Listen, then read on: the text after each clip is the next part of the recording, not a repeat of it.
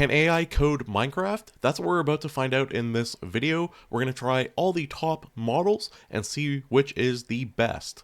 We're going to give all the large language models the same starting prompt, so it has to be under 1,000 lines of code. It's going to use web languages, so it's going to be a little bit harder for it. So HTML, CSS, JavaScript, and I will allow it to use 3.js. And then we have some game requirements. So we need a world generation, basic block interaction, first-person control, basic collision detection, and it should have a GUI of some sort. The only other rule is I will prompt these models until it works. I will do no coding myself, so this is 100% AI. The first model we have is from ChatGPT. So this took 2 prompts to get to work. We have a position in the top left. We have a loading screen that does not disappear ever. So we have this green block here, and I can move around, and I have first-person control, but this is what ChatGPT gave us on 2 prompts. So we have our starting prompt and then a follow-up prompt to fix some bugs. For the Deepseek fans out there, this is what it gave us. This was like 8 prompts. I just want to point out that in the top right, I'm just going to like zoom in here for a second for you, but in the top right, you can see the position. It does move as I'm moving around, but I couldn't get any visual. This is the closest I got after 8 prompts. Before we go to the next AI model, don't forget to subscribe. Up next, we have Claude. So you can see we can kind of move, but that's pretty much it. We just instantly fall off the map. The GUI looks nice. It says we can jump and break blocks and stuff like that, but I can't actually do anything because I just fell off the map.